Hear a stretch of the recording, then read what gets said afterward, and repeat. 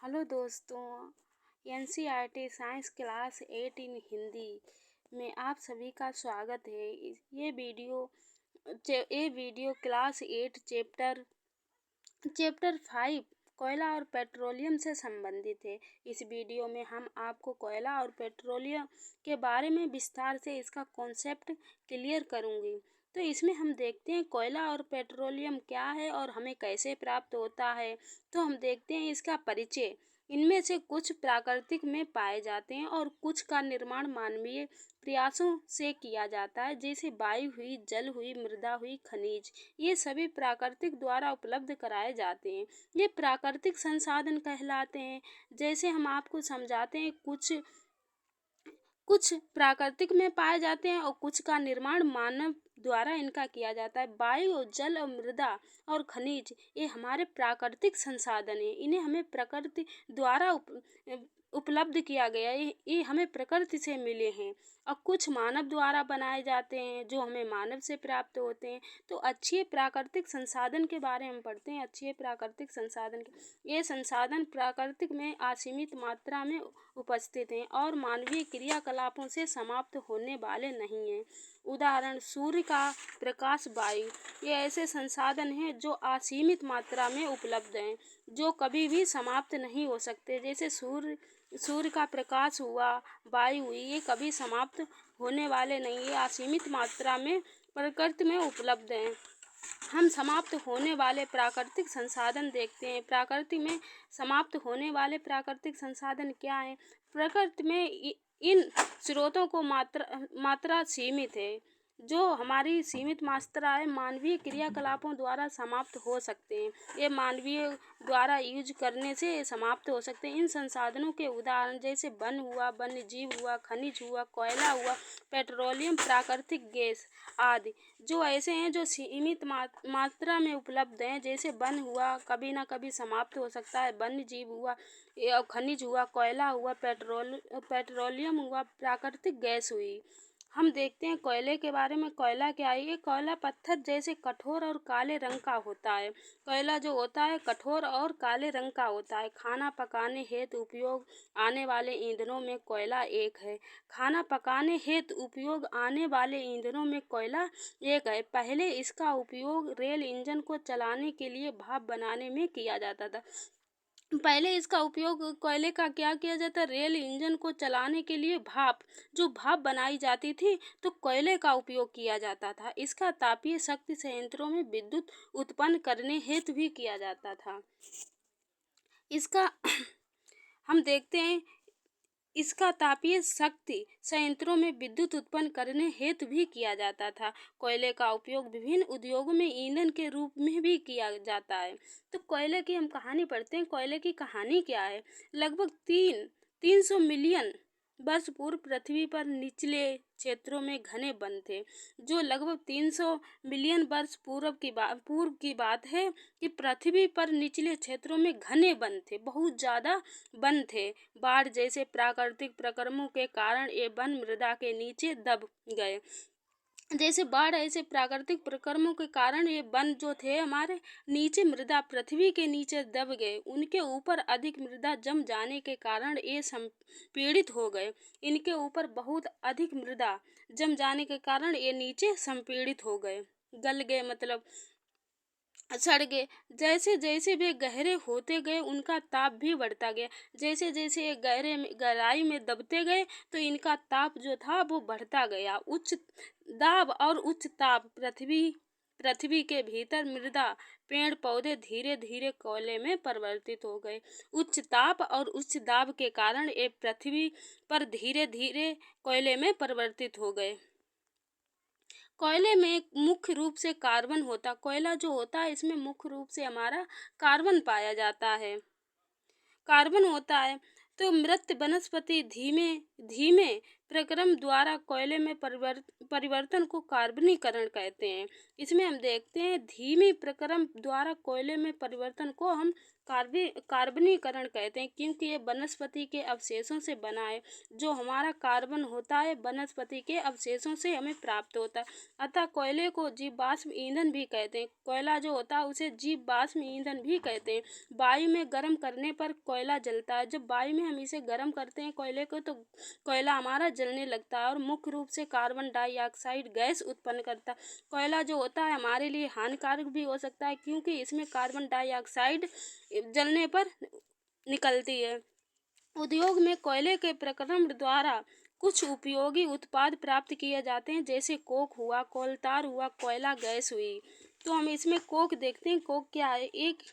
Coke एक कठोर सरंध्र और काला पदार्थ है। ये कार्बन का लगभग शुद्ध रूप है। कोक जो होता है वह कार्बन का शुद्ध रूप होता है। कोक का उपयोग इस्पात के औद्योगिक निर्माण में बहुत से धातुओं के निष्कर्षण में किया जाता है। कोक का जो उपयोग किया जाता है औद्योगिक निर्माण और बहुत से धातुओं के निष्कर्षण में किया जाता है। कोलतार देखते हैं। हमारा कोलतार क्या है?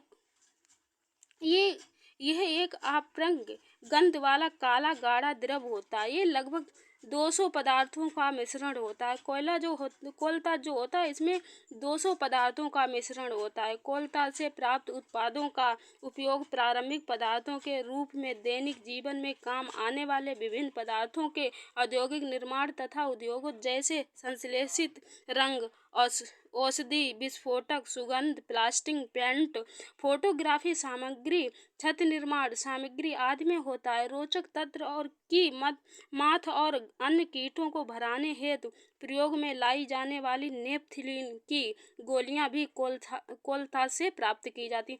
जो हमारी नेपथलीन की गोलियां जो होती हैं वो भी कोलतार से प्राप्त की जाती हैं और कोलतार का उपयोग हम बहुत ज़्यादा मात्रा में करते हैं।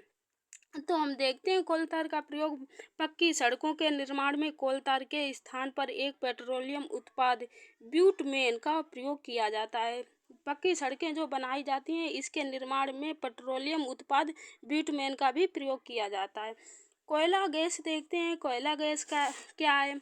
कोयले के प्रक्रमण द्वारा कोक बनाते समय कोयला गैस प्राप्त होती है। कोयला प्रक्रमण संयंत्र के निकट स्थापित बहुत से उद्योग में ईंधन के रूप में उपयोग की जाती है। लंदन में 1810 में तथा न्यूयॉर्क में 1820 के आसपास कोयले गैस का उपयोग प्रथम बार सड़कों पर रोशन के लिए किया गया था। इसका उपयोग रोशन के बजाय ऊष्मा के स्रोत के रूप में भी किया जाता है। स्रोत के रूप में भी पेट्रोलियम देखते हैं हमें कहाँ से मिलता है। पेट्रोलियम ईंधन के रूप में पेट्रोलियम का उपयोग हल्के स्वचालित वाहनों जैसे मोटरसाइकिल हुआ, स्कूटर हुआ, कारों में होता है। पेट्रोलियम का उपयोग हम किस में करते हैं? स्वचालित वाहनों जैसे मोटरसाइकिल हुई, स्कूटर हुई और कारों में भी हम पेट्रोलियम का उपयोग करते हैं। भारी मोटर वाहनों जैसे ट्रकों और ट्रैक्टरों को चलाने के लिए डीजल काम आता है। जो भारी हमारी मोटर वाहनों होती हैं जैसे ट्रकों और ट्रैक्टरों को चलाने के लिए हम डीजल का काम आता है। ये प्राकृतिक स्रोत से प्राप्त होते हैं जिसे पेट्रोलियम कहते हैं। जो हमारा पेट्रोलियम होता है प्राकृतिक स्रोतों से हमें प्राप्त होता है। पेट्रोलियम शब्द की उत्पत्ति प्रेटा मतलब चट्टान एवं ओलियम का मतलब तेल हुआ और प्रेटा का मतलब चट्टान हुई। पेट्रोलियम हमें चट्टानों के नीचे से प्राप्त हुआ है क्योंकि ये जमीन कैसे नीचे की चट्टानों के मध्य से निकाला जाता है। ये जमीन के नीचे चट्टानों से निकाला जाता है। पेट्रोलियम का निर्माण समुद्र में रहने वाले जीवों से हुआ। पेट्रोलियम का निर्माण कैसे हुआ? जो समुद्र में जीव रहते हैं, जब ये जीव मृत हुए इनके शरीर समुद्र के पेंदे में जाकर जम गए। जब ये मृत हुए और इनका शरीर पेंद में जाकर जम गया और फिर रेत तथा मिट्टी की तबों द्वारा ढक गए। लाखों वर्षों में वायु की अनुपस्थिति, उच्च ताप और उच्च दाब ने मृत जीवों को पेट्रोलियम और प्राकृतिक गैस में परिवर्तित कर दिया। देखते हैं विश्व का पहला तेल कुआं पेंसिल्वेनिया अमेरिका में 1859 में प्रविधि ड्रिल किया गया था। 8 वर्ष बाद 1867 में असम के माकूम नामक स्थान पर तेल का पता चला। भारत में तेल असम, गुजरात, बॉम्बे, हाई और गोदावरी तथा कृष्णा नदी में बेसिन में पाया गया। पेट्रोलियम का परिष्करण। पेट्रोलियम गहरे रंग का तेलीय द्रव है। इसकी गंध अप्रिय होती है। यह विभिन्न संगठनों जैसे petroleum gas, petroleum diesel, snake तेल, पैराफिन, मोम आदि का मिश्रण होता है। पेट्रोलियम के विभिन्न संगठनों भाजों को पृथक करने का प्रक्रम परिष्करण कहलाता है। एक कार्य पेट्रोलियम परिष्करणी में संपादित किया जाता है। पेट्रोलियम और प्राकृतिक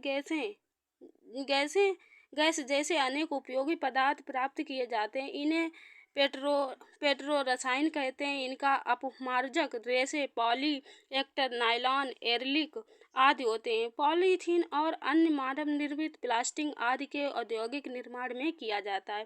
प्राकृतिक गैसें से प्राप्त हाइड्रोजन गैस का उपयोग उर्वरक यूरिया के उत्पादन हेतु किया जाता है। आपने बहुत व्यावसायिक महत्व के कारण पेट्रोलियम को काला सोना भी कहा है। पेट्रोलियम जो है उसे काला सोना भी कहा गया। प्राकृतिक गैसें देखते हैं। प्राकृतिक गैसें क्या है? प्राकृतिक गैसें को उच्च दाब पर संपीड़ित प्राकृतिक गैस सीएनजी के रूप में भंडारित किया जाता है। सीएनजी का उपयोग ऊर्जा उत्पादन हेतु किया जाता है।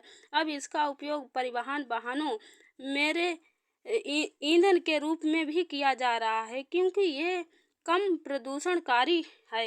ये एक स्वच्छ ईंधन है। जो सीएनजी होता है हमारा, इसमें प्रदूषण भी कम होता है। ये बहुत स्वच्छ ईंधन है। सीएनजी का उपयोग अधिक लाभ है। सीएनजी से हमें अधिक लाभ होता है कि इसे घरों और कारखानों में सीधा जलाया जा सकता है। जो हमारा सीएनजी होता है इससे हमें कोई भी खतरा नहीं होता है। ये स्वच्छ होता है। ये कम प्रदूषणकारी होता है, इसीलिए इसे कारखानों में सीधा जलाया जा सकता है, जहां इसकी आपूर्ति पाइपों के माध्यम से की जाती है। पेट्रोलियम के विभिन्न संगठनों और उनके उपयोग देखते हैं। क्या है पेट्रोलियम के संगठन और उपयोग? फर्स्ट देखते हैं द्रवित पेट्रोलियम गैस एलपीजी। घरों और उद्योगों में ईंधन के रूप में। पेट्रोल क्या है? मोटर ईंधन शुष्क धुलाई के लिए विलायक है। मिट्टी का तेल देखते हैं। स्टोव, लैंप और जेट वायुयान के लिए ईंधन है। डीजल भारी मोटर वाहनों और विद्युत जनरेटरों के लिए ईंधन है। स्नेक तेल देखते हैं। स्नेक पैराफिन मोम देखते हैं। मरहम, मोमबत्ती, वैसलीन आदि। जो हमारा पैराफिन मोम होता है इसमें वैसलीन भी बनाई जाती है, मरहम भी बनाया जाता है और मोमबत्ती बनाई जाती है। बिटुमेन देखते हैं। पेंट एवं सड़क निर्माण में किया जाता है। हमारे देश में प्राकृतिक गैसें त्रिपुरा, राजस्थान, महाराष्ट्र और कृष्णा गोदावरी डेल्टा में पाई जाती हैं। कुछ प्राकृतिक संसाधन सीमित हैं। कुछ प्राकृतिक संसाधन जैसे जीव वाष्प ईंधन, वन, खनिज आदि समाप्त होने वाले होते हैं। भारत में पेट्रोलियम संरक्षण अनुसंधान संघ PCRA लोगों को सलाह देती है कि गाड़ी चलाते समय किस प्रकार पेट्रोल डीजल बचाएं। जहां तक संभव हो गाड़ी समान और मध्य गति से चलाएं। यातायात लाइटों पर अथवा जहां आपको प्रतीक्षा करनी हो गाड़ी का इंजन बंद कर दीजिए। टायरों का दाब सही रखिए और गाड़ी का नियमित रखाव सुनिश्चित कीजिए। यहाँ पे हमारा वीडियो समाप्त होता है। कल हम इसके अभ्यास प्रश्न के साथ मिलते हैं।